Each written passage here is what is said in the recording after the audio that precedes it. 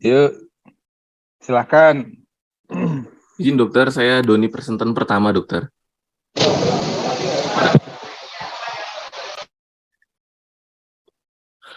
Assalamualaikum warahmatullahi wabarakatuh. Salam sejahtera untuk kita semua. Om Swastiastu, Namo Buddhaya, salam kebajikan. Mohon izin dokter, guru kami yang terhormat, Dokter Imam Sofi'i, spesialis bedah, subspesialis bedah digestif. Mohon izin Chief dan kakak kelas dan rekan-rekan sekalian, izin pada hari ini saya akan menyampaikan jurnal reading dengan judul pengaruh panjang jahitan terhadap komplikasi luka operasi dengan midline incisi. Dengan judul yaitu seperti yang disebutkan sebelumnya, ini dengan dilakukannya randomized control trial dengan penulis Daniel, Lusel, dan juga Liv. Dengan pendahuluan di mana midline incisi ini memungkinkan akses cepat dan luas pada abdomen dan juga kerusakan yang lebih minimal pada otot saraf dan pembuluh darah.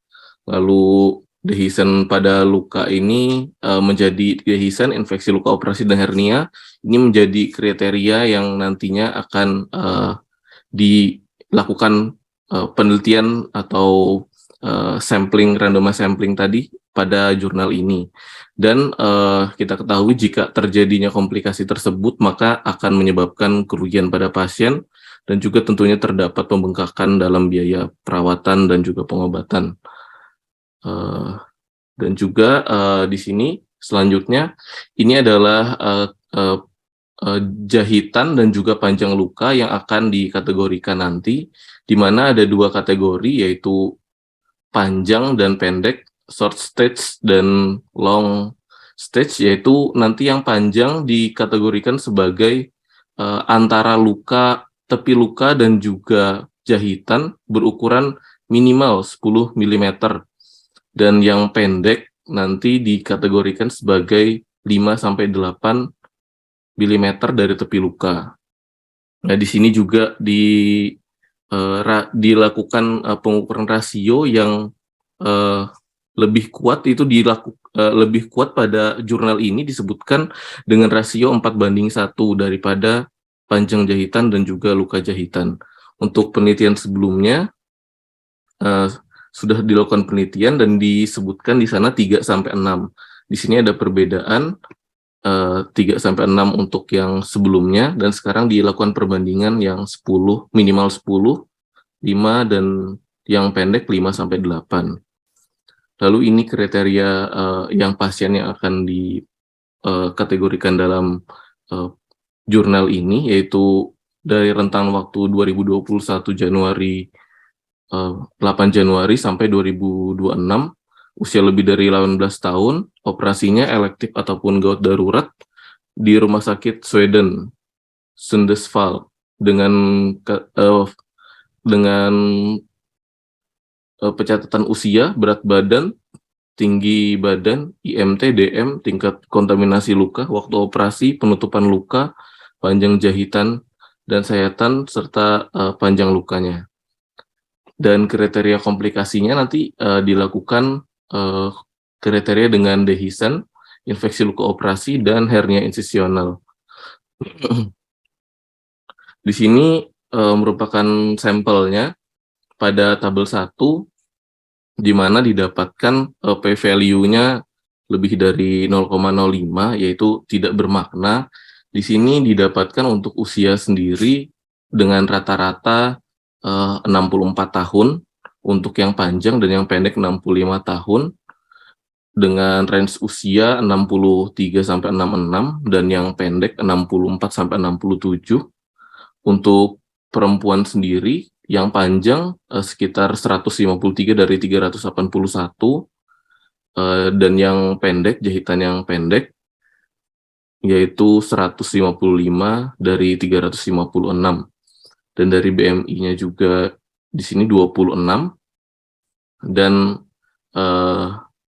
sekitar 33 dari 381 pasien yang ada diabetes mellitusnya, dan yang pendek 39 pasien dari 356. Dan yang bermakna di sini yang signifikan yaitu kita lihat dari suturing time atau waktu operasi, panjang daripada jahitan, lalu interval dan rasio daripada luka dan jahitan. Dan selanjutnya untuk hasilnya, di sini didapatkan untuk komplikasi daripada panjang jahitan ini yang bermakna yaitu didapatkannya nilai yang bermakna akan mempengaruhi untuk surgical site infection atau ILO dan juga hernia. Dan dehiscence di sini tidak bermakna, hanya didapatkan 1 daripada 381 untuk yang panjang. Dan yang prediktornya untuk 2 komplikasi yang bermakna ini, yang pertama tadi surgical site infection atau ILO, di mana didapatkan wound contamination atau kontaminasi luka sebanyak 2,81 kali lipat akan meningkat pada orang yang dengan wound contamination. Dan untuk diabetes akan meningkat resikonya sebanyak 2,73 dan jahitan panjang 2,15.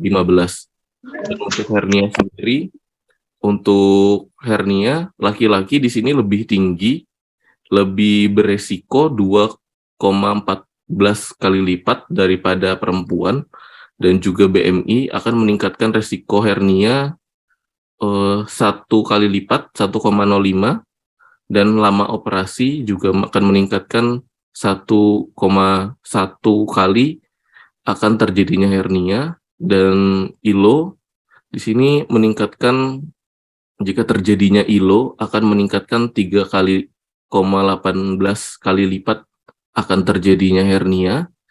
Dan juga untuk di sini ada perbandingan rasio daripada luka dan juga jahitan, di mana yang disarankan tadi lebih daripada 4:1. Di sini jika kurang dari 4:1 akan meningkatkan 3,73 kali beresiko akan terjadi hernia insisional. Dan juga untuk yang panjang, jahitan yang panjang, di sini meningkatkan 4,24 kali lipat akan terjadi hernia insisional. Dan kesimpulan pada midline insisi direkomendasikan dengan rasio 4:1, lalu dari rasio jahitan dan juga luka.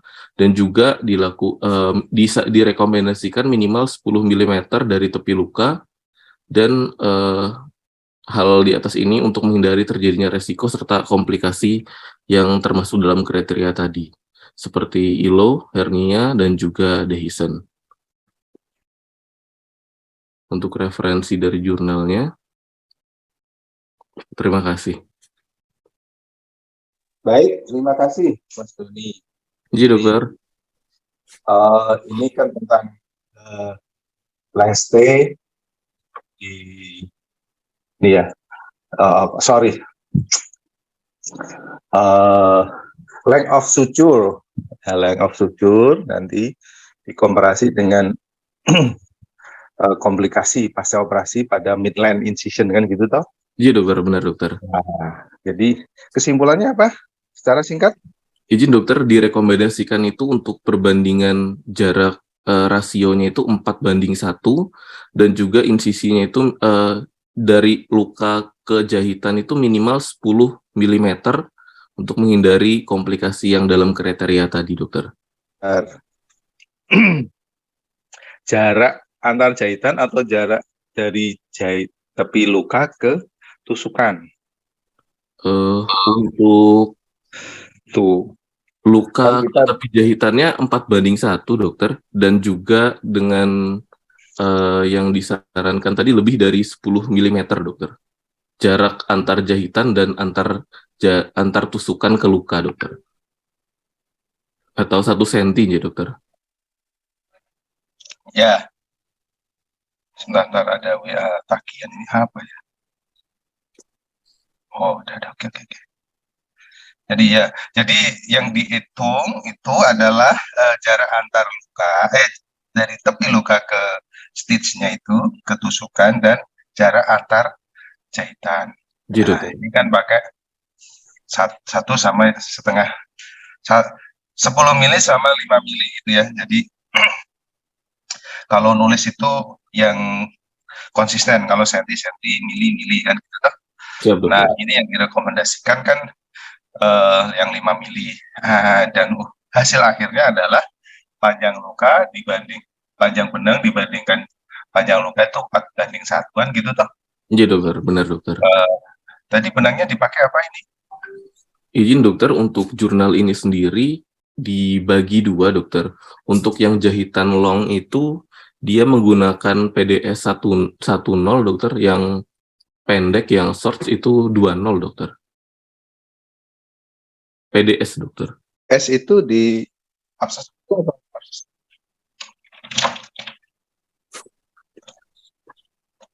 Poli diakso Polydioxon, dokter. ya.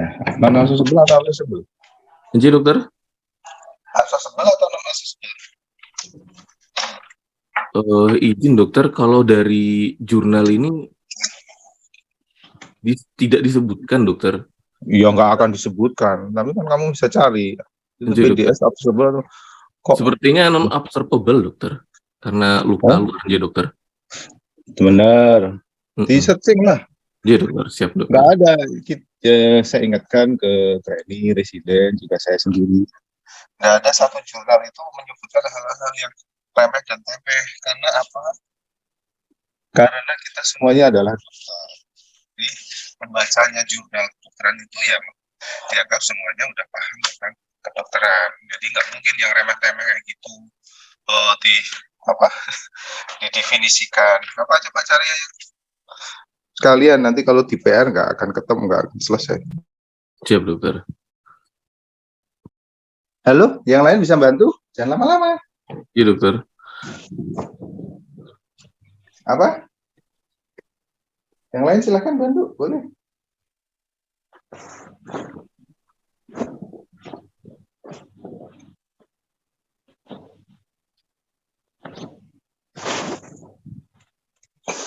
Apa? PDS?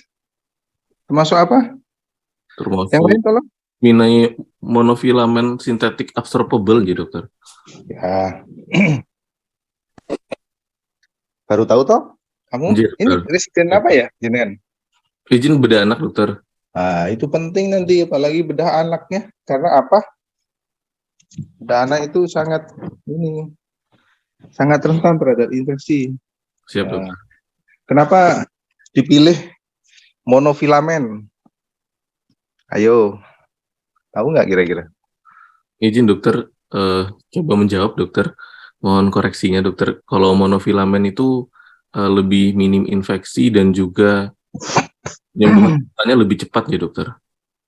Luka operasinya.